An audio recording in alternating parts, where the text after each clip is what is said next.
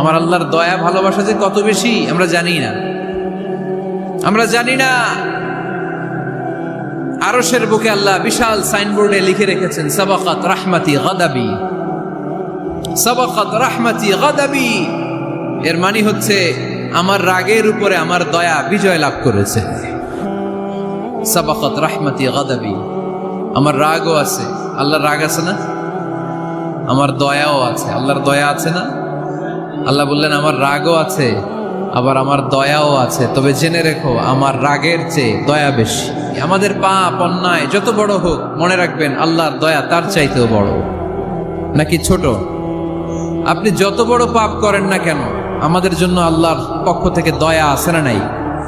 বনি ইসরাইলের এক লোক সিরিয়াল কিলার ছিল, খালি মার্ডার করতো, সিরিয়াল মার্ডার, একটা দুইটা তিনটা 10টা 5টা করতে করতে করতে করতে 99টা মার্ডার করেছে। কয়টা? 99টা মার্ডার। কল্পনা করা যায়? 99 জন মানুষকে সে নিজ হাতে হত্যা করেছে।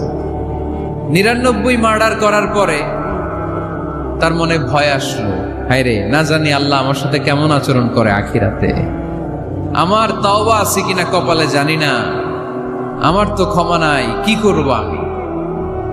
তো সে লোকজনদেরকে জিজ্ঞেস করলো আমার ক্ষমা আছে কিনা, এটা কে বলতে পারবে, আমাকে আল্লাহ মাফ করবে কিনা? তারা সবাই বললো এই এলাকায় এক আল্লাহর ওলি আছে, তার কাছে যাও। সে আল্লাহর ওলির কাছে যেয়ে বলে, ও আল্লাহর ওলি, আমি 99টা হত্যা করেছি, 99টা মার্ডার, আমার কপালে ক্ষমা আছে কিনা তুমি একটু বলো। আল্লাহর ওলি কই, কি বললা? 99টা মার্ডার? আয় হায় সর্বনাশ, তোর কোনো ক্ষমা নাই। এবার যে মার্ডার করছো কয় আমার যেহেতু ক্ষমা নাই, তোরে বাঁচায় রেখে লাভ কি, তোরেও দিলাম শেষ করে। এবার সেঞ্চুরি করে ফেলাইছে। কথা বুঝতেছেন? আমার যেহেতু ক্ষমা নাই তো তোরে বাঁচায় রেখে কি লাভ, তোরেও শেষ করে দিলাম। এবার সেঞ্চুরি। সেঞ্চুরি করার পরেও ভয় আসে না নাই অন্তরে? অন্তরে তো আল্লাহর ভয়, কই যাবে? খুঁজতে লাগলো কে সমাধান দিতে পারবে। একজন বললো ওই এলাকায় একজন বড় আলেম আছে, ওই আলেমের কাছে যা। সে আলেমের কাছে যেয়ে বলে, আলেম, আমি 99টা হত্যা করেছি, এখন আমার বড্ড ভয় হয়, আল্লাহ আমারে মাফ করবে কিনা, তুমি একটু আমারে বলো। আলেম বলে, তোমার গুনাহ যত বড়ই হোক আমার আল্লাহর দয়া তার চাইতেও বড়। তুমি কি পাপ করেছো, কি অন্যায় করেছো তুমি? তুমি জানো না আমার রব কত মেহেরবান, তিনি কত দয়ালু, তিনি ভালোবাসার আধার, তিনি করুণার আধার। তোমার পাপ অন্যায় যদি হয় খালের পানির সমান, বিলের পানির সমান, আমার আল্লাহর দয়া সাগরের পানির সমান। তোমার পাপ আর অন্যায় যদি হয় পাহাড়ের সমান, আমার আল্লাহর ভালোবাসার দয়া হচ্ছে আকাশের সমান। তুমি যদি তওবার মতো তওবা করতে পারো, ক্ষমার মতো ক্ষমা চাইতে পারো, চোখের পানি ছেড়ে, চোখের পানির বড় দাম, চোখের পানির মধ্যে বিশাল কারিশমা, এটা আল্লাহ খুব পছন্দ করে। 2 ফোঁটা পানি আল্লাহ পছন্দ করে। এক, জেহাদের ময়দানে শহীদের গা বেয়ে ঝরে পড়া রক্তের ফোঁটা। 2 হচ্ছে অনুতপ্ত বান্দার চোখের পানির ফোঁটা। বান্দা যখন অনুতপ্ত হয়ে চোখের পানি ছেড়ে কাঁদে, তার চোখের পানি চোখ বেয়ে নাকের ডগা বেয়ে মাটিতে পড়ার আগেই ওই অনুতপ্ত বান্দার সব গুনাহ আল্লাহ মাফ করে দেয়। সে জিজ্ঞেস করলো আমার ক্ষমা আছে কিনা? আলেম বলে আছে, ক্ষমা আছে। তওবার মতো তওবা কর, তাওবাতান নাসুহা, তওবার মতো তওবা করলে আল্লাহ ঠিকই মাফ করবে। সে এতটাই অনুতপ্ত হলো, এতটাই, সে আল্লাহর কাছে ক্ষমা চাইতে শুরু করলো। আলেম পরামর্শ দিল, তুমি যে এলাকায় থাকো এলাকাটা ভালো না, এলাকাটা ছাড়ো, এখানে সব ডাকাতদের এলাকা, তুমি একটা ভালো এলাকায় যাও, ওখানে যে তওবা করে ভালো মানুষ হয়ে যাও। সে নিয়ত করে কাপড় চোপড় গুছিয়ে ভালো এলাকায় যাবে। ঘর থেকে বেরোয়ার সাথে সাথেই মালাকুল মাউত চলে আসছে, তার রুহু কবজ করে ফেলছে। এখন রুহু কে নিয়ে যাবে? ফাজাত মালাইকাতুর রাহমা ওয়া মালাইকাতুল আযাব। রহমতের ফেরেশতারাও আসছে, আযাবের ফেরেশতারাও আসছে। রহমতের ফেরেশতারা বলে না না, সে তওবার নিয়ত করেছে, যদিও তওবা করতে পারে নাই, যদিও ভালো এলাকায় যেতে পারে নাই, তওবার নিয়ত করেছে, অনুতপ্ত হয়েছে, ক্ষমা চাওয়ার চিন্তা করেছে, আমরা তার রুহু নিয়ে ইল্লিনে রেখে দেব। আযাবের ফেরেশতারা বলে না না, 99টা হত্যা করার পরে আরো একটা হত্যা করে সেঞ্চুরি করেছে, এখনো তো ভালোভাবে তওবা করতে পারে নাই, তার রুহুটা নিয়ে আমরা সিজ্জিনের ভেতরে ঢুকায় দেব। দুই দল ফেরেশতার মারামারি, এ বলে আমরা নিব, এ বলে আমরা নিব। ঝগড়া আছে না নাই? আল্লাহ বললেন রাখো রাখো, ঝগড়ার দরকার নাই। এক কাজ করো, যেখানে মারা গিয়েছে ওইখান থেকে ফিতা দিয়ে মাপতে শুরু করো। ভালো এলাকাটা যদি কাছে হয় জান্নাতের ফেরেশতারা নেবে, খারাপ এলাকা যদি কাছে হয় জাহান্নামের ফেরেশতারা নেবে। খারাপ এলাকা তো একেবারেই কাছে, ঘর থেকে বের হওয়ার সাথে সাথে মৃত্যু হয়েছে। আর ভালো এলাকা তো অনেক দূর। আল্লাহ জামিনটারে আদেশ দিলেন, জামিন এই অনুতপ্ত বান্দার জন্য তুই ভালো এলাকাটা কাছে চলে আয়। ভালো এলাকাটার জামিনটা তুই সংকুচিত হয়ে যা। যদিও ঘর থেকে বের হয়েছে একেবারে কাছে, খারাপ এলাকা হাজার হাজার মাইল দূরে চলে যা। ফিতা দিয়ে মাপ দিয়ে দেখে সর্বনাশ, ভালো এলাকাটা তো একেবারেই কাছে, খারাপ এলাকাটা অনেক দূরে। আল্লাহর ফয়সালা অনুযায়ী রহমতের ফেরেশতারা তার রূহকে নিয়ে জান্নাতের ভিতরে ঢুকিয়ে দিয়েছে। 99টা হত্যা করার পরে আরো একটা হত্যা করে সেঞ্চুরি, 100টা খুন করছে। আপনি কয়টা করছেন? আমি কয়টা করছি? তো 100টা খুন করে যদি ও মাফ পেতে পারে আমার আল্লাহর কাছ থেকে, আমরা কি ক্ষমা পেতে পারি না? ওর পাপের কাছে আমাদের পাপ কি? কয় ওয়াক্ত নামাজ ছাড়ছেন আপনি? কয়টা মিথ্যা কথা বলছেন? কতবার ঘুষ খাইছেন? কত টাকা সুদে লাগাইছেন? কত অন্যায় করছেন? কত জুলুম করেছেন? মনে রাখবেন, আপনার পাপ, আপনার অন্যায়, আপনার জুলুম যত বড় হোক না কেন, আমার আল্লাহর দয়া তার চাইতেও বড়। এজন্য আল্লাহ নিজের পরিচয় দিয়ে বললেন, আর রহমানু আল্লামাল কুরআন খালাকাল ইনসান আল্লামাহুল বায়ান। আমি রহমান, আমি দয়ার সাগর। তাহলে বুঝতে পারলাম আমার আল্লাহর দয়ার কোনো শেষ আছে? 100 টুকরা করে 99 টুকরা দয়া ভালোবাসা আল্লাহ তাআলা নিজের কাছে রেখে দিলেন, আর 1 টুকরা দয়া আর ভালোবাসা আল্লাহ তাআলা গোটা বিশ্বের সবার মাঝে ভাগ করে দিলেন। আমরা সবাই মিলে পাইছি কয় টুকরা ভালোবাসা? উনি রেখে দিয়েছেন কয় টুকরা? ওই 1 টুকরার কিছু অংশ আমিও তো পাইছি, তাই না? আপনি পেয়েছেন, আমরা সবাই পেয়েছি, গোটা বিশ্বের সবাই, আদম আলাইহিস সালাম থেকে শুরু করে কিয়ামত পর্যন্ত যারা আসবে, এসেছিল এবং এখন আছে, সবাই মিলে কয় টুকরা? ওনার কাছে কয় টুকরা? কিন্তু এই 1 টুকরা যে আমরা সবাই ভাগে যোগে পাইলাম, আমাদের ভালোবাসার নমুনা দেখছেন? একজন আর একজনের ভালোবেসে বলে আত্মহত্যা করে ফেলে, আছে না নাই? আছে না? সালমান শাহ মারা গেছে, এই দেশের কয়েকটা মেয়ে গলায় রশি দিয়ে আত্মহত্যা করছে, শুনছেন? অমুক সেলিব্রিটির কি হয়েছে, ছাদ থেকে লাফ দিয়ে পরে মাথা ফাটায় ফেলছে। ভালোবাসা আছে না নাই? যারে ভালোবাসে তার নাম আবার ছেলেরা হাতের মধ্যে কেটে কেটে লেখে, প্লাস দিয়ে লেখে, প্লাস। ধরেন আব্দুল্লাহ প্লাস শামিমা, তো এ প্লাস এস, রক্ত দিয়ে লেখে, রক্ত। আমি অবাক হই, নিডেল, সুই দিয়ে কেটে কেটে লেখে আব্দুল্লাহর এ প্লাস শামিমার এস। কি ভালোবাসা! 1 ভাগ ভালোবাসার ছিটে ফোটা সবাই মিলে পাইছে। এইটা ঠেলা যদি এরকম হয়, তাহলে যিনি 99 ভাগ ভালোবাসা রেখে দিয়েছে তার ভালোবাসা বেশি না কম? দেখেন, ছোট্ট বাচ্চাটা রাতে খেতে চায় না, মা যদি বলে খাও, বলে না, খাবো না। আব্বু অফিস থেকে আসুক, আব্বুর কোলে বসে বসে আব্বু আর আমি একসাথে খাবো। এই ছোট্ট বাচ্চাটা কিছু বোঝে না, কিন্তু তারপরও তার বাবার জন্য ভালোবাসা তার হৃদয়ে ঢুকাই দিছে কে? আপনাদের এলাকায় মুরগি পালেন না আপনারা? মুরগি যখন বাচ্চা নিয়ে হাঁটে, দেখবেন মুরগি ছানা ধরা যায় না, ধরতে গেলে মা মুরগিটা কি করে? কামড় দিতে আসে। এই ছোট্ট বাচ্চাগুলোর জন্য মা মুরগিটার হৃদয়ের ভিতরে ভালোবাসা ঢুকাই দিল কে? আহা, আমি পত্রিকাতে এমনও দেখেছি, বন্যায় এক মা পানি খেতে খেতে মরে গিয়েছে, কিন্তু শিশুটাকে একটা বালতির মধ্যে চাপিয়ে মাথায় তুলে ধরে রেখেছে। মা পানি খেতে খেতে নিজের জীবনকে বিলিয়ে দিয়েছে, কিন্তু বাচ্চাটা মরে নাই। বাচ্চার জন্য কি ভালোবাসা! এই ছোট্ট বাচ্চার জন্য মায়ের হৃদয়ে জান স্যাক্রিফাইসের মতো এই ভালোবাসা ঢুকাই দিল কে?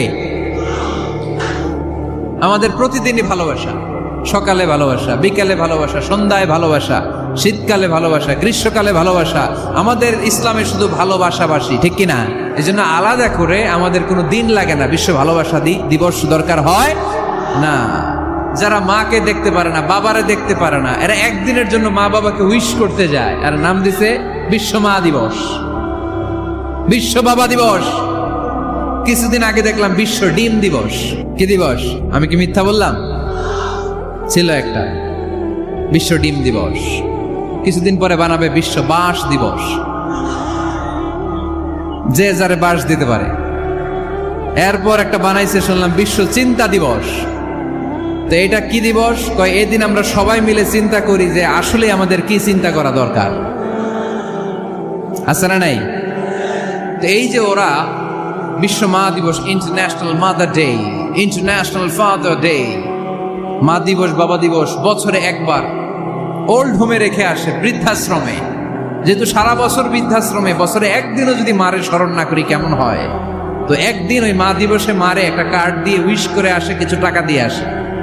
ওদের তো মা বাবার প্রতি দয়া নাই, শ্রদ্ধা নাই, ভালোবাসা নাই, এজন্য ঘটা করে ওদের দিবস পালন করা লাগে। আমাদের 24 ঘন্টা 365 দিনই ভালোবাসা, তাই এই দিবস ফিবসের আমাদের দরকার নাই। চিল্লায় বলেন ঠিক কিনা? জন্মের পর থেকেই তো আমাদের ভালোবাসা, মৃত্যু পর্যন্ত ভালোবাসা, আমৃত্যু ভালোবাসা। এই জন্য বিশ্ব ভালোবাসা দিবস, এটা ইসলাম কখনো সাপোর্ট করে না। ভালোবাসার কেন্দ্রবিন্দু একজন, চিল্লায় বলতে হবে তিনি কে? দেখেন, এক টুকরা ঠেলায় বিশ্ব ভালোবাসা দিবস আমরা পালন করি।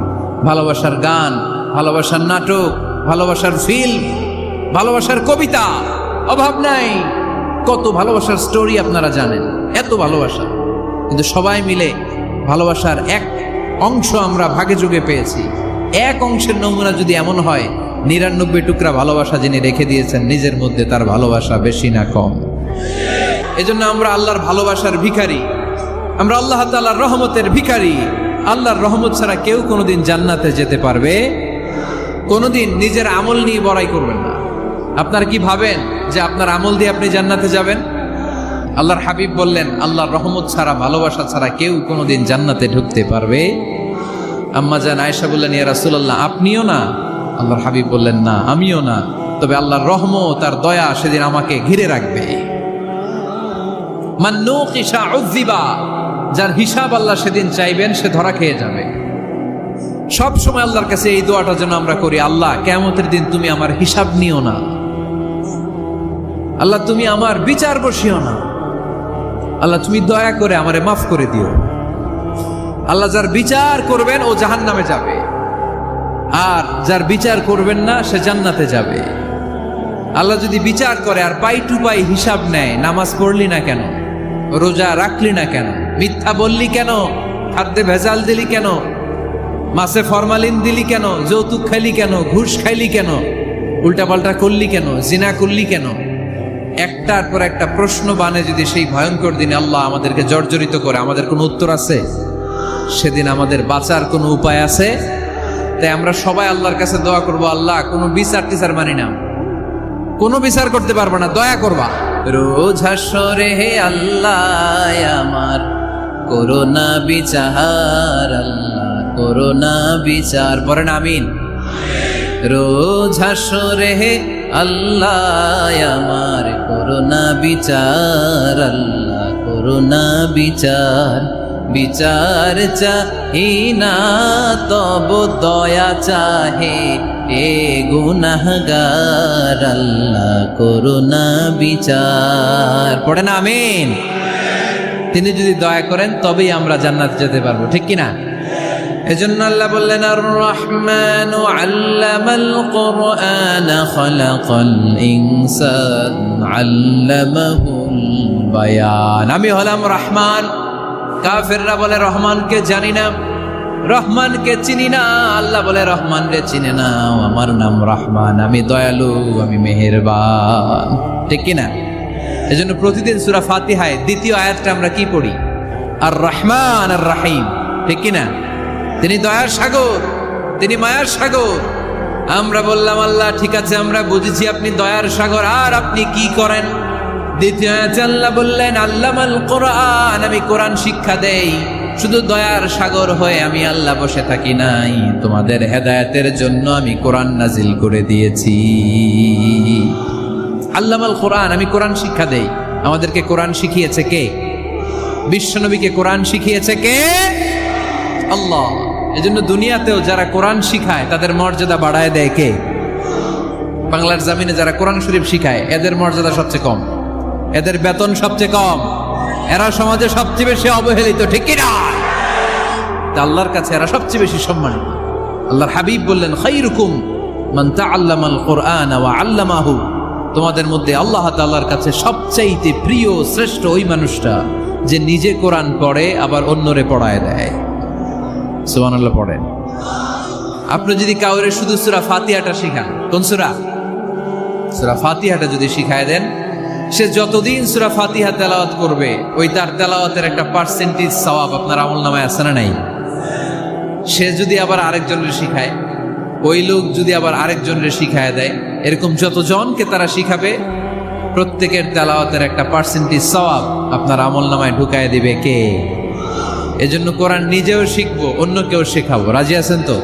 না খেয়ে না পড়ে অল্পতে তুষ্ট থেকে যারা শুকরিয়া করে এরা আমাদের আইম্মাতুল মাসাজিদ, মসজিদের ইমামরা, মসজিদের মুয়াজ্জিনরা। এক একটা মসজিদের মুয়াজ্জিনের গলা হবে এরকম বিশাল উঁচু। কিয়ামতের ময়দানে সবাই আমরা এর দিকে তাকায় থাকবো, কিরে ভাই তোর গলা উঁচু কেন? সে বলবে, আমার এই গলা দিয়ে প্রতিদিন 5 বার আমি আজান দিয়েছি। কিয়ামতের ময়দানে ঠিকই সম্মানিত, দুনিয়ায় আমরা চিনলাম না ওনাদেরকে। সেদিন আল্লাহ কোনো এক্সকিউজ গ্রহণ করবে না। সব পারো, হিন্দি তো ঠিকই কইতে পারো। হিন্দিতে কথা কইতে পারে না ছেলেপেলেরা? হিন্দি সিনেমা এমন দেখা দেখে হিন্দিতে কথা কইতে পারে। তো হিন্দি ভাষা বুঝতে পারলে, শিখতে পারলে আরবি পারলা না কেন? কোনো এক্সকিউজ, ওজর, আপত্তি সেদিন আল্লাহ গ্রহণ করবে? আসুন আমরা কোরআন পড়ি, প্রতিদিন একটা আয়াত হলেও কমপক্ষে আমরা যেন কোরআনের অর্থ পড়ি, বঙ্গানুবাদ পড়ি। রাজি আছেন তো? তো এই যে স্মার্টফোন আসছে স্মার্ট বানাইতে, যেই ফোনের মধ্যে কোরআন নাই সে আনস্মার্ট, ঠিক কিনা? যার মোবাইলের ভেতরে কোরআনের অ্যাপস আছে, ডাউনলোড করে অ্যাপস রেখেছে, সেই হচ্ছে আসল smart. He is the real hero, he is the real smart. এজন্য মোবাইলের অ্যাপসের ভেতরে কোরআন ঢুকাইতে হবে। এত সহজ হওয়ার পরেও আল্লাহ কি বললেন আমরা যদি না শিখি, না জানি, আল্লাহ কি ক্ষমা করবে? যা বলার সব আল্লাহ বলে দিয়েছে এই কোরআন। এই কোরআনে শুরু হয়েছে বিসমিল্লাহির রহমানির রহিম দিয়ে, মানে বা দিয়ে। কি দিয়ে? চিল্লায় বলেন না, কি দিয়ে? বা দিয়ে। আর এই কোরআন শেষ হয়েছে সূরাতুন নাস দিয়ে, যে সূরার শেষ আয়াত হচ্ছে মিনাল জিন্নাতি ওয়ান নাস। বা আর সিন মিলাইলে কি হয়? বাস। এবার বাসে চড়া শরীয়তপুর শহরে যাব। ওই বাস না, এই বাস মানে যথেষ্ট, এই বাস মানে সাফিসিয়েন্ট, কাফি। আল্লাহ বুঝালেন এই 30 পারায় 114টা সূরায় আমি যা দিয়েছি এটাই বাস, যথেষ্ট, নতুন করে আর কিচ্ছু লাগবে না। চিল্লায় বলেন ঠিক কিনা? যেমন কিতাব, এই কিতাবের পিছু লেগে লাভ নাই। এই কিতাবের বাণী ছড়িয়ে পড়বে গোটা বিশ্বময়। অনেকে অনেক ষড়যন্ত্র করেছে এই কিতাবকে ধ্বংস করে দেওয়ার। আমাদের এই খোদ ভারতবর্ষে ষড়যন্ত্র হয়েছিল। ব্রিটিশরা যখন চলে গিয়েছিল, ওরা প্ল্যান করেছিল এই কিতাবকে কি করে আমাদের থেকে ডিটাচ করা যায়, কেমন করে আলাদা করা যায়। এর একটা কমিটি করে দিয়েছে, আপনারা গবেষণা করে দেখেন এই ভারতবর্ষ থেকে কেমন করে কোরআন দূর করা যায়। তারা বুদ্ধি করে বলল, এক কাজ করি, কারণ তাদের কোরআনের কপিগুলো মসজিদ থেকে বের করে আমরা আগুন দিয়ে জ্বালাই দিব, তাইলেই কোরআন শেষ। পরে দেখলো না, রিসার্চে গন্ডগোল আছে, অ্যানালাইসিস ভুল। আবার নতুন কমিটি পাঠালো তারা ইংল্যান্ড থেকে, 33 সদস্য বিশিষ্ট কমিটি। তারা এসে গবেষণা করে দেখলো না, এই কোরআন আগুনে জ্বালাই দিলে কোরআন দূর হবে না। কারণ আমরা ভারতবর্ষের হেফজখানাগুলোতে যে দেখেছি, ছোট্ট বাচ্চারা মাথা দুলিয়ে দুলিয়ে কোরআন পড়ে। কোরআন তারা শুধু কাগজেই লিখে রাখে না, সিনার ভিতরে গেঁথে রাখে। ওই কোরআন মুসলমানদেরকে শিখিয়েছে কে? সে আল্লাহ বললেন, আর রহমানু আল্লামাল কুরআন খালাকাল ইনসান আল্লামাহুল বায়ান। আল্লাহ বললেন আমি মেহেরবান, আমি কোরআন শিখিয়েছি। আমরা বললাম আল্লাহ আর আপনি কি করেন? আল্লাহ বলেন খালাকাল ইনসান, আমি মানুষ বানিয়েছি। সুবহানাল্লাহ পড়েন। আমাদেরকে তৈরি করেছে কে? জোরে বলতে হবে কে? মানব সৃষ্টির 3টা পদ্ধতি কোরআনে পাওয়া যায়। পদ্ধতি নাম্বার 1, বাবাও নাই মাও নাই। এই পদ্ধতিতে আল্লাহ কাকে বানাইছে বলেন? আদম আর হাওয়া আলাইহিস সালাম, এদের বাবা মা ছিল। 2 নম্বর পদ্ধতি হচ্ছে মা আছে কিন্তু বাবা নাই। এই পদ্ধতিতে আল্লাহ কাকে বানালেন? কি নাম? ঈসা আলাইহিস সালাম। 3 নম্বর পদ্ধতি হচ্ছে মাও আছে বাবাও আছে। এই পদ্ধতিতে আল্লাহ কাদেরকে বানিয়েছেন? আমাদেরকে বানিয়েছেন। তাহলে পদ্ধতি কয়টা? তিনটা। আদম আলাইহিস সালামকে বানানোর পদ্ধতিও তিনটা। প্রথমে আল্লাহ তিন লাজিব এঁটেল মাটি নিলেন, তারপর নিলেন হামাইম মাসনুন কাদামাটি, তারপরে এটারে বানালেন ঠনঠনে শুকনো মাটি। সাইয়েদনা আদম আলাইহিস সালামের অবয়ব তৈরি করলেন 60 হাত লম্বা করে। সাইয়েদনা আদম আলাইহিস সালামকে যখন আল্লাহ বানিয়েছেন কয় হাত লম্বা? সহিহ বুখারীর বর্ণনা, লাম্মা খালাকাল্লাহু আদামা ওয়া কানা তুলুহু 60 যিরাআন। আল্লাহ তাআলা যখন আদম আলাইহিস সালামকে বানালেন 60 হাত বা 60 গজ লম্বা করে বানালেন। আপনারাও যারা জান্নাতে যাবেন 60 হাত লম্বা হয়ে জান্নাতে ঢুকবেন। কয় হাত লম্বা? সুবহানাল্লাহ পড়বেন না? আদম আলাইহিস সালামকে বানালেন। আবার মায়ের পেটে যে আমরা বড় হলাম, এইখানেও আমাদের তিনটা ক্যাটাগরি, তিনটা ধাপে তিনি আমাদেরকে বানালেন। মায়ের পেটে 9 মাস কি করছিলেন মনে আছে আপনাদের? শরীয়তপুরের ভাইরা মনে নেই কেন? হ্যাঁ, আমাদের কারোরই মনে নাই, ঠিক কিনা? এই 6 মাস 8 মাস কই যে ছিলাম, কোথায় ছিলাম আমরা মনে করতে পারি না। স্মৃতির পাতা হাতড়িয়ে যত পিছনে যাই আর ভুলতে থাকি। মনে আছে ছোটবেলার কথা? মনে নাই। আমরা সবাই কিন্তু এত বড় ছিলাম না ভাই, ছোট্ট ছিলাম, ছোট্ট। মায়ের জরায়ুর দেয়ালের মধ্যে লেপ্টে ছিলাম। নুতফা, আলাকা, মুদগা, sperm drop, blood clot and the little flesh. ছোট্ট নাপাক পানি ছিলাম। ওইটারে আল্লাহ বড় করতে আরম্ভ করলেন। বড় করতে করতে রক্তপিণ্ড বানালেন। রক্তপিণ্ড থেকে আল্লাহ গোশতপিণ্ড বানালেন। আমরা প্রত্যেকে এরকম একটা গোশতের টুকরা ছিলাম। এটার ভিতরে আল্লাহ কঙ্কাল ঢুকালেন, আমার স্কেলিটন, আমার কঙ্কালটা, আমার অবয়বটা ঢুকালেন। তারপরে আবার গোশত দিয়ে প্যাকেট করলেন, তার উপরে আবার চামড়ার প্যাকেট পড়ায় দিলেন। পড়েন সুবহানাল্লাহ। এরপরে 9 মাস পরে এই পৃথিবীর বুকে স্মুথলি আমাকে আসার সুযোগ দিলেন কে? একথাই আল্লাহ সূরা আল মুমিনুনে বললেন, ওয়ালাকাদ খালাকনাল ইনসানা মিন সুলালাতিন মিন তিন সুম্মা জাআলনাহু নুতফাতান ফি ক্বারারিন মাকিন ثم خلقنا النطفة علقة فخلقنا العلقة مضغة فخلقنا المضغة عظاما فكسونا العظام لحما ثم أنشأناه خلقا آخر فتبارك الله أحسن الخالقين। পড়েন আল্লাহু আকবার। দেখেন দুনিয়ার কেউ কিন্তু আমার খোঁজ নিতে পারে নাই, ভিতরে যে পারছে ওই গোপন জায়গায় একজন আমার রিজিক দিত। তিনি কে? আমার নাভির সাথে আমার মায়ের জরায়ুর একটা কানেকশন ছিল। ওই একটা লাইন দিয়ে আমাদের সবাইকে আল্লাহ খাবারের ব্যবস্থা করেছেন, পানির ব্যবস্থা করেছেন, বাতাসের ব্যবস্থা করেছেন। দুনিয়ায় আসার সাথে সাথে দুনিয়ার মানুষরা ওই খাবারের লাইনটা কেটে দেয়, ঠিক কিনা? দেখবেন সিজার করার পরে বাচ্চাদেরকে বের করে কেচি দিয়ে যারা সিজার করে ডাক্তাররা কি করে? কেটে দেয়। বাচ্চার পা ধরে মাথাটা নিচু করে নিতম্বের মধ্যে থাপ্পড় মারে কয়েকটা, তারপরে বাচ্চা ওয়া ওয়া করে কেঁদে ওঠে, ঠিক কিনা? আমরা আমাদের কানে শুনি ওয়া ওয়া, আসলে সে আল্লাহর কাছে কেঁদে কেঁদে ফরিয়াদ জানায়, বলে আল্লাহ 9 মাস 10 মাস মায়ের পেটের ভেতরে ছিলাম, কেউ তো খোঁজ খবর নিল না। তুমিই তো আমার এই নাভির সাথে মায়ের জরায়ুর একটা লাইন দিয়ে ওই এক লাইনে খাবার, এক লাইনে পানি, এক লাইনে বাতাস ঢুকিয়েছো। 9টা মাস এই খাবারের লাইন আমার ঠিকঠাক ছিল, আমার টেনশন ছিল না। দুনিয়ার বুকে আসার সাথে সাথেই, এদের সাথে আমার কি শত্রুতা আমি জানি না, আসার সাথে সাথে আমার খাবারের লাইনটা কেটে দিস। আল্লাহ একটা মাত্র খাবারের লাইন ছিল, মানুষগুলো কেটে দিল। আমি এখন কি খাবো? আমি এখন যাব কই? আল্লাহ বলে কাঁদিস না, 8 মাস যেমনি খাওয়াইছি এখনো খাওয়ামো। সুবহানাল্লাহ পড়েন। খাবারের একটা লাইন ছিল, কেটে দিয়েছে। ওই একটার বিপরীতে তোর মায়ের বুকের ভেতরে এখন খাবারের 2টা লাইনের ব্যবস্থা করে দিলাম। খালাকাল ইনসান, তিনি মানুষ বানিয়েছেন, মানুষের যা দরকার তার ব্যবস্থাও করে দিয়েছেন। চিল্লায় বলেন ঠিক কিনা?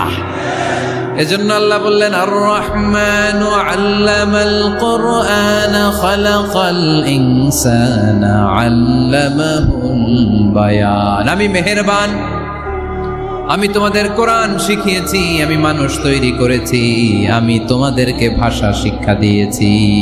সুবহানাল্লাহ পড়েন। আল্লামাহুল বায়ান, আমি তোমাদেরকে বয়ান শিখিয়েছি। এই যে আমরা বয়ান করি, আমাদের যে ভাষা, এই ভাষা কার দান? আমাদের বাংলা ভাষা কার দান? পৃথিবীতে অনেক ভাষা আছে, একটা ভাষার প্রকাশভঙ্গির সাথে আরেকটার মিল নাই। একটার প্রকাশভঙ্গির সাথে আরেকটার মিল নাই। চাইনিজরা চাইনিজ ভাষায় কথা বললে ইংরেজরা কিচ্ছু বুঝে না, ইংরেজরা বললে আরবরা বুঝে না, আরবরা বললে মালায়রা বুঝে না, মালায়রা বললে আফ্রিকানরা বুঝে না। সুবহানাল্লাহ পড়েন। আমি অনেক দিন দেশের বাইরে থাকি, 10 বছরেরও বেশি আমি পড়াশোনা করি, এখনো পিএইচডি করি। তো মিশরে যখন আমি পড়াশোনা করতাম তখন দেখতাম এক এক ভাষায় এক একজন কথা বলে। আমরা বাঙালিরা যদি কোনো কথা বলে হাসাহাসি করি, হেসে হেসে আমরা কুটি কুটি হয়ে যাচ্ছি, মরে যাচ্ছি, কিন্তু ওরা হাসে না, বিদেশিরা, ওরা বুঝে নাই তো। আবার ওরা যখন কথা বলে হাসে, আমরা কিছুই বুঝি না। সুবহানাল্লাহ পড়বেন না? ওইটা বাদ দেন, আমাদের বাংলাদেশে আসেন। আমাদের বাংলাদেশে এক এক জেলার সাথে আরেক জেলার ভাষার ভিন্নতা আছে না নাই? সুবহানাল্লাহ পড়বেন না? ঢাকার ভাষার সাথে ফরিদপুরের ভাষার অমিল, সিলেটের অনেক অমিল, চট্টগ্রামের অমিল আছে না নাই? সবচেয়ে বেশি অমিল সিলেটে আর চট্টগ্রামে, ঠিক কিনা? ওনাদের ভাষাগুলো এমন, শুনলে বুঝার উপায় নেই যেটা বাংলা ভাষা না অন্য ভাষা, কিন্তু প্রত্যেক আঞ্চলিকতায় একটা মাধুর্যতা আছে না নাই? আল্লাহ পাক এই কোরআনের মধ্যে আঞ্চলিকতার দাম দিলেন। হিশাম বিন হাকিম বিন হিজাম কোরআন থেকে তেলাওয়াত করতে শুরু করলেন। এই তেলাওয়াত শুনে সাইয়েদনা ওমরে ফারুক ওনার ঘাট ধরে টেনে বিশ্বনবীর কাছে নিয়ে আসলেন। ওমরে ফারুক বললেন, ইয়া রাসূলুল্লাহ, দেখেন হিশাম বিন হাজিম কেমন করে কোরআন পড়ে, দেখেন ভিন্নভাবে কোরআন পড়ে। আপনি শিখাইছেন একভাবে, ও পড়ে আরেকভাবে, ওর বিচার করেন। আসলে আরেকভাবে পড়ে নাই, অন্য আঞ্চলিকতায় পড়েছে। যেমন আমরা পড়ি ওয়াদ-দুহা ওয়াল লাইলি ইযা মা ওয়াদ্দাআকা রাব্বুকা ওয়া মা ক্বালা ওয়ালাল আখিরাতু খায়রুল লাকা মিনাল উলা। কিন্তু কোরআনের আরেকটা লাহজা বা আরেকটা পড়ার পদ্ধতি আছে, যেখানে ওনারা পড়ে ওয়াদ-দুহা ওয়াল লাইলি ইযা সাজা মা ওয়াদ্দাআকা রাব্বুকা ওয়া মা ক্বালা। সুবহানাল্লাহ পড়বেন না? হাশিম বিন হিকাম এরকম বাঁকা করে পড়ছিলেন। ওমরে ফারুকে বাঁকাটা শিখেন না, উনি শিখছিলেন সোজা। ওমরে ফারুক আবার সোজা সাপটা পছন্দ করতেন। সুবহানাল্লাহ পড়েন। বিশ্বনবী বললেন, হিশাম বিন হিজামকে তুমি ছাড়ো। বললেন, হিশাম তুমি কিভাবে পড়েছো? হিশাম বলে, আমি এইভাবে পড়েছি। বিশ্বনবী বললেন, হাকাযা উনজিলাত, এভাবেও নাজিল হয়েছে, সমস্যা নাই। ওমর তুমি কিভাবে পড়েছো? ওমর বললেন, আমি তো এইভাবে শিখেছি। বিশ্বনবী বললেন, এভাবেও নাজিল হয়েছে, সমস্যা নাই। উনজিলাল কুরআনু আলা সাবআতি আহরুফ ফাকরাউ মা তায়াসসারা মিনহু। আরবি ভাষা একটা, কিন্তু এর মধ্যে আঞ্চলিকতা আছে 7টা। এই 7টা আঞ্চলিকতা দিয়ে কোরআন নাজিল করেছে কে? এজন্য আঞ্চলিকতার মর্যাদা আল্লাহ কোরআনেও দিলেন। এজন্য বললেন, আর রহমানু আল্লামাল কোরআন খালাকাল ইনসান আল্লামাহুল বায়ান। আমি মেহেরবান, আমি কোরআন শিখালাম, আমি মানুষ বানালাম, আমি তোমাদেরকে ভাষা শিখালাম। সুবহানাল্লাহ পড়েন। এরপর আল্লাহ বললেন, আশ-শামসু ওয়াল কামারু বিহুসবান ওয়ান নাজমু ওয়াশ-শাজারু ইয়াসজুদান। সুবহানাল্লাহ। আশ-শামসু ওয়াল কামারু বিহুসবান, চাঁদ আর সূর্য আমি তৈরি করেছি তোমাদের হিসাবের জন্য। হিসাব আছে না নাই? তাহলে এই সূর্য আর চাঁদ, চাঁদ আর সূর্যকে আল্লাহ এই মহাবিশ্বে দিয়েছেন হিসাবের জন্য, ঠিক কিনা? আল্লাহর হাবিব বললেন, সুমু লিরুইয়াতিহি ওয়া আফতিরু লিরুইয়াতিহি। চাঁদ দেখে রোজা রাখো, আবার চাঁদ দেখে রোজা ভাঙো। আমরা রমজান শুরু করি কি দেখে? জোরে বলেন। ঈদ শুরু করি কি দেখে? আশ-শামসু ওয়াল কামারু বিহুসবান। সূর্য চন্দ্রের গায়ে লাগে না, চন্দ্র সূর্যের গায়ে লাগে না। কোনোদিন কি দেখেছেন সূর্য আর চন্দ্র ধাক্কা লাগছে? দিনের ভেতরে রাত ঢুকে গেছে, রাতের ভিতরে দিন ঢুকে গেছে, এরকম কি কখনো হয়েছে? সব কিছু একজনের আইন মানে, চিল্লায় বলতে হবে, তিনি কে? এরপরে আল্লাহ বললেন, ওয়ান নাজমু ওয়াশ-শাজারু ইয়াসজুদান। আকাশের তারকারাজি আর বৃক্ষমালা একজনকে সিজদা করে, তিনি কে? আকাশের তারাগুলো আল্লাহরে সিজদা করে, কিন্তু আমরা আল্লাহরে সিজদা করতে চাই না। গাছগুলো আল্লাহর জিকির করে, কিন্তু আমরা জিকির করতে চাই না, ঠিক কি না? অস্ট্রেলিয়ার সিডনি শহরে একটা জঙ্গল আছে। ওই জঙ্গলে একটা গাছ আছে, গাছ। ওই গাছটা টু দ্য ডাইরেকশন অফ কেবলা, কেবলামুখী হয়ে মানুষের মতো রুকু করে আছে একটা গাছ। সুবহানাল্লাহ কইতে বললেন না? ক্যালেন্ডারে দেখা যায়, পত্রিকায় দেখা যায় গাছ রুকু করে আছে। আমরা রুকু করি না, আমরা সিজদা করি না। কিয়ামতের দিন আল্লাহ বলবে আমারে সিজদা দিয়ে দেখা। আপনারা যারা নামাজ পড়েছেন, সিজদা দিয়েছেন, তারা আল্লাহু আকবার বলে সিজদায় লুটিয়ে পড়বেন। আর যারা নামাজ পড়ে নাই, তারা শত চেষ্টা করেও তাদের পিঠকে বাঁকা করতে পারবে না। এজন্য 5 ওয়াক্ত সালাত জামাতের সাথে পড়ার দরকার আছে না নাই? যে সব সময় আমরা ভরসা রাখবো একজনের উপর, তিনি কে? আমাদের গুনাহ যত বড়ই হোক, আল্লাহর দয়া তার চাইতেও বড়। সূরা আর রহমানের শিক্ষা হচ্ছে আমাদের পাপ, অন্যায়, গুনাহ যত বড় হোক না কেন, আল্লাহর দয়া তার চাইতেও বড়, ঠিক কিনা? এজন্য নিরাশ হবেন না, হতাশ হবেন না। আপনি যত পাপ করেন না কেন, অনুতপ্ত হলে ওযু করে এসে জায়নামাজটা বিছিয়ে 2 রাকাত নামাজ পড়েন, পাপের কথাগুলো স্মরণ করেন, ক্ষমা চান। চাওয়ার মতো চাইলে সব গুনাহ মাফ করে দিবে কে?